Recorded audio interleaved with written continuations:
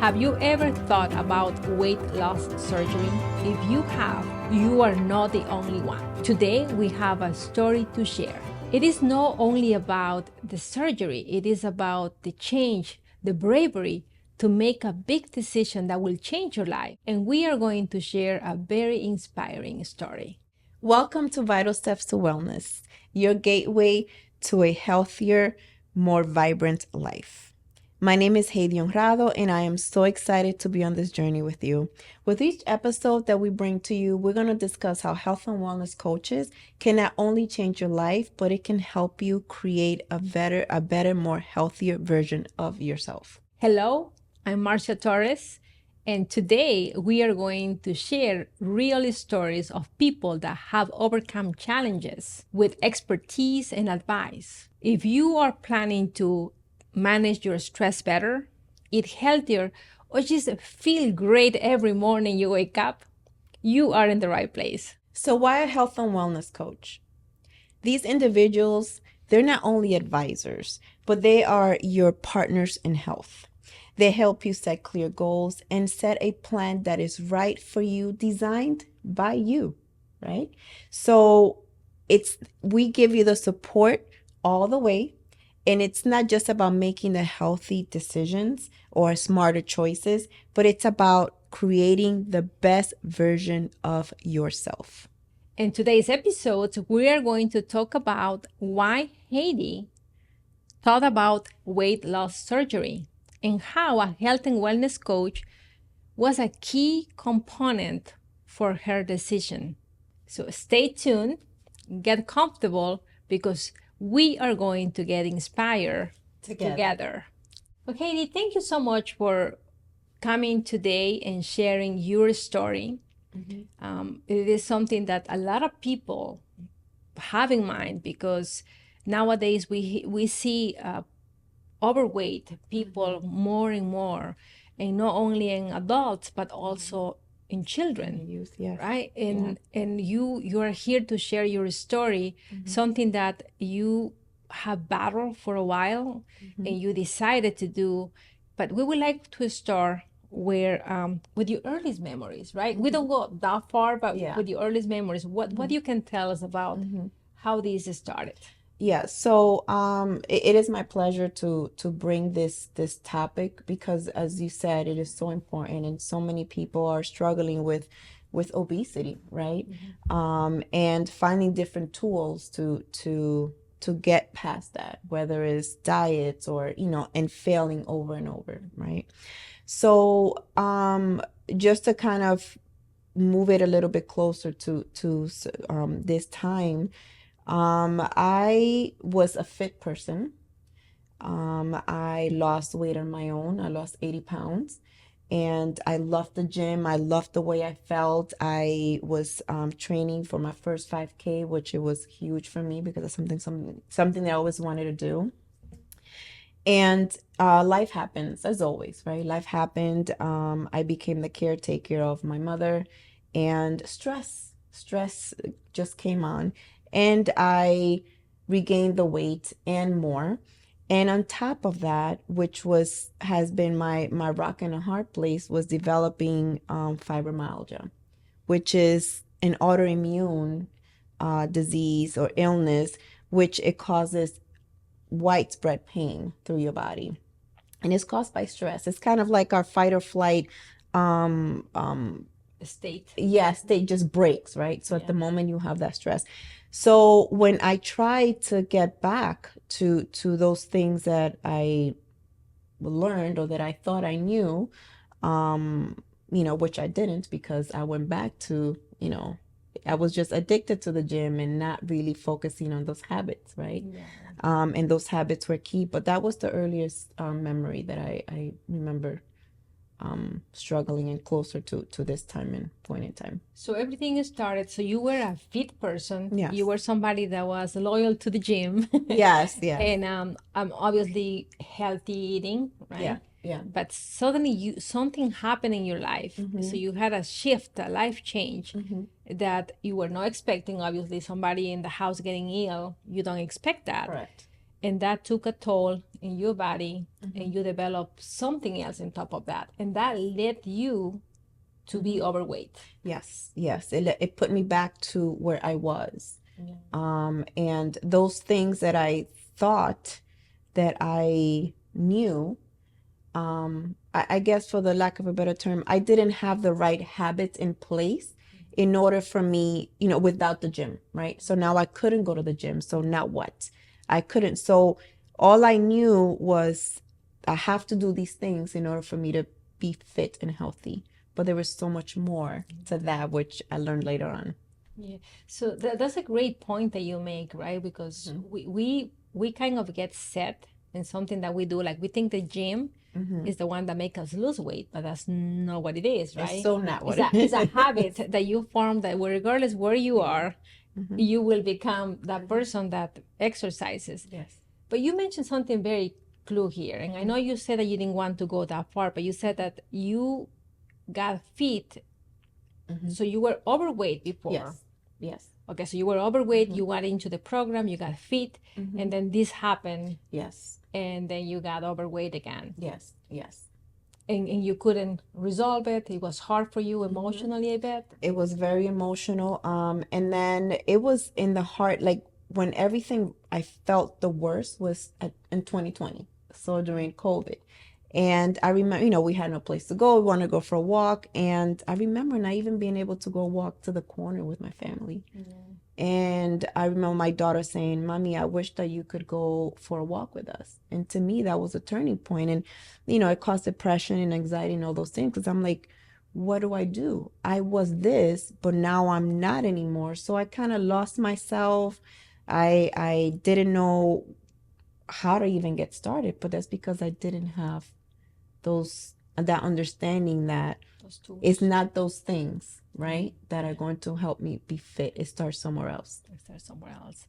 And that's such a great point. And for people that are listening to this podcast, and if you feel that that is you, that you feel like you are in a circle, right, where you wish and you want to be healthier and to be fit, and you don't know what to do, just let us know in the comments. If you're struggling, if you're happening, because we definitely can help. Yes, definitely. And you said that you didn't have the right tools in place, which was the behaviors. Can you talk to me a little bit more about the behaviors? Yes. So, when things start falling apart and I didn't have the time to go to the gym, now comes the guilt, right? Oh, well, I can't go to the gym. So now what do I do? Is there anything else? There was so much more. And that is when I had to find a way and figure out, and I know we'll talk more about this in another episode because this is more than one. But I met, the health coach. I met my health coach at that time. And that's when I started learning about what are behaviors and what are those healthy habits. What is those tiny habits? I didn't know any of that, and but I had to relearn everything. And because I had those behaviors, and when I decided that the best tool that I could use at that moment was the surgery. And it wasn't an easy decision.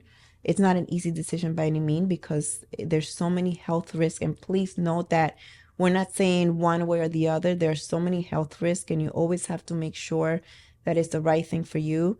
But when I spoke with my surgeon, because he knew, he learned about my history and what I had already done.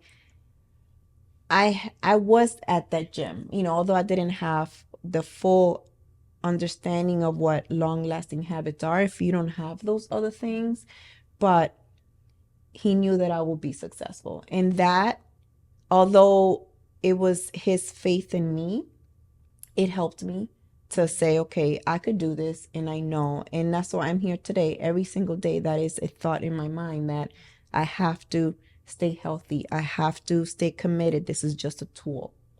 Because where the key is in those habits and those decisions that we make every single day. Yeah. So if I hear well, let's say, for instance, that, there's we don't want that anymore, any other pandemic, but we have all of us to have to stay home.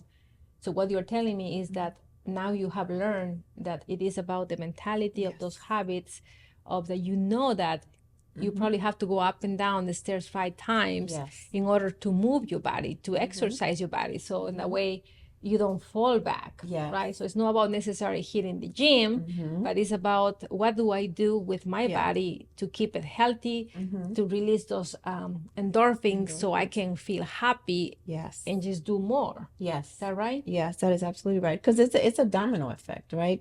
Movement is life. Movement is medicine. Health, food is medicine, and we keep hearing this, right? And it's that lifestyle is medicine. Lifestyle medicine, and that's what I had to learn. And and as a health coach, I've been able to really, live that. And we don't need the gym. We use excuses. Oh, I can't afford the gym. I mean, memberships are expensive nowadays, Yeah. but just cleaning your home and being intentional about movement, being intentional about when you sit to eat, being mindful about that eating. And I know those are things that we can talk more, later on in other episodes. But what do those things mean? I didn't know what those were. Yeah. And those are they're small things, but they make such a big difference. Yeah. And we hear so much in the media, right? And my mom always used to say something really, like, always stayed on my head is whatever is so easy is never going to stick that long. That's right. So those diets that they offer you to lose weight in 10 days, or if you do some specific things and you will lose weight, that's not something that's going to stick, because in your system, it's not a behavior that you have created understanding Yes. why you're doing it. That's Because right. that's what it comes down to, That's understanding right. why do I do it? Do I move? Why? Right? Do I eat better? Why? Yes. And that's what I think you came to understand. Yeah. And the other big point that I want to touch is that yes, they have all these gimmicks or whatever, and it might work for some people, but it may not work for others. And we could be in the same journey, have different results, but we can get there in a different way, because your life is your life. You have something, you do things every day. We have busy lives, we work, we have children, or we're just caring for parents, or whatever the case may be. But I have to figure out what is the best plan for me to help me stay focused and not have those excuses of, I don't have time to go to the gym, or I'm too tired when I come home from work, or I can't wake up in the morning. I'm not a morning person, but is finding those ways. And like you said, why, right? Being intentional is the key. And, one thing that why I decided to speak about this now, and I want to thank you for encouraging me to do this. It took me a while, because I also had to understand that not to be ashamed of it, right? This was the tool that worked for me. And because I had to think about why I'm doing it, what I want from it, and most importantly, what it takes after. And that's where I'm at, and that's why I've been able to stay at my goal weight. It's going to be 4 years now next month. So I'm excited. Thank you. And I feel great. Do I deal with my pain? Yes, but it has helped me to stay below the weight, and and just moving forward and staying healthy. I love what you said, and I think the big factor of why you decided to do this surgery is because you find your why. Yes. You also were intentional on why you decided to do, and that's the reason why you have been successful. It's going to be 4 years, and you feel good, you feel healthy, you don't feel what you used to feel before. And I think that's amazing. And for everyone that is listening to the podcast, if you're thinking about weight loss surgery, think about why you want to do it. What is the reason? Because it has to be a reason that is so strong that is good for you, not for anybody else, but it's good for you, that the moment that you decide to do it, you're going to hold so tight to that, because there are going to be moments, and you're going to, Heidy is going to share with us her journey, because after you do the surgery, it's a lot of more things. It's not an easy journey. So your why has to be so strong, and it has to help you to understand. So talk to us about finding the right doctor, because that's another component. Oh you my you gosh, find the right yes. coach, wellness coach, would help you with the behaviors. Yes. Now finding the right doctor is another component. Yes, yes. And just because I have complete respect for, for the medical field and physicians um but you have to really do your homework. What are the implications? What are the complications? What are the after that is required? So do your research, find the reviews. Right now on YouTube, there's so many people sharing their stories. If you have any questions, I'll gladly answer. But it's making sure that your doctor really, it's not just, it's hard to say, but it's not someone that is just going to do the surgery because, it can be a paycheck, and I'm just being completely honest. But you have to find that connection. And for me specifically, my faith is huge for me. And I was able to find a doctor who shares my same faith. And I was able to share with him my concerns, not only physically or health, but also through my faith. And that was a game changer for me. And also him understanding and respecting my journey before. And really understanding my why. And really being, he was kind of sort of not a cheerleader, but my accountability partner as well. Yeah, and that's And he huge. still is. So yes, I was very blessed to find him. But that's very important. If you have a why and not just you want to do it to lose weight, that's when some people go to other countries and do it. And unfortunately, we hear so many stories of things that happen. Find your why, take your time. Find your why and take your time and do your homework. And find an accountability partner like a wellness coach that will Yes. help you to set those behaviors in place. Yes. And then after that, of course, finding the right doctor that will understand your needs, will understand why you're doing this, because that's a big key to me, to find the right. If the doctor wants to know why and wants to understand why do I want to do it, Yes. I think that's a keeper right there. Yeah. And people, just lastly, people, they say, okay, once I do that, then I will do X, Y, and Z. No, really, it's before. And that was key what you said. Find that coach, find that health and wellness coach, that accountability person that is going to help you learn really what it takes to lose the weight. But it starts up here. It starts in your mind. And once you do that, once things start coming down, you go to surgery or whatever, then it'll be a guarantee. I shouldn't say this, but I'm speaking from myself. I don't see myself going back there again, because this is who I am now. It's like breathing, right? It's my everyday. So there's no other way. Heidy, do you mind sharing with us what was your weight before the surgery? Like what is the key? Like, I don't know if the doctor tells you that you have to be in a specific weight to do the surgery. There's anything that you can share with our Yes, I was 255. They do approve you, it goes through your insurance. When they do approve you, then they put you on a specific diet. That diet is the most difficult, just mind-breaking. I don't even know how to explain it. It is so you're going from eating whatever you want to just liquid. A 2-week liquid diet.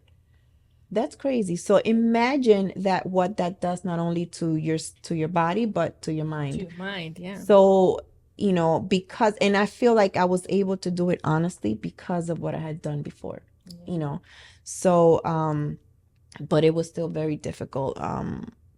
But it's just, it's a process that you have to go through. Yeah. And we're going to share some pictures about how Heidy looked before and how she is now. And the transformation is just inspiring to me, right? It's something that we struggle. And the reason why I asked Heidy to share the weight that she was is because we need to understand that when you go into surgery with the right doctor, they're going to take that in consideration. So that weight that you have needs to be something that they look at, you will be able to do it. Exactly. They expect you to lose a certain weight because there's other things, because of your it's such a dangerous surgery, and that's just the truth.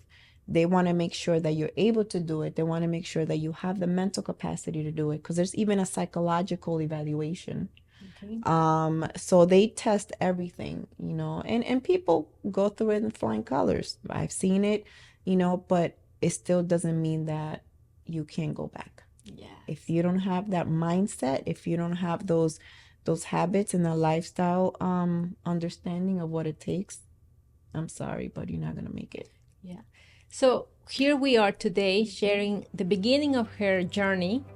And in the next episode, we're going to talk about some specific behaviors. We're going to talk about what it took her when she said that she went through the rigorous diet that the doctor put her through an evaluation. So we're going to talk more about that, so you can hear, you can actually compare if you go to a doctor, because things like that, you want to be aware, you don't want to be surprised, and we want to share this with you. So we hope that you join us for our next episode on her journey about weight loss surgery, which is something that is becoming more and more popular these days. So thank you so much, Heidy, for sharing with us your story, which is amazing, inspiring, and inspired me, and I hope has inspired you as well. So thank you so much, and we see you on the next time. Yes, thank you. Thank you. Bye.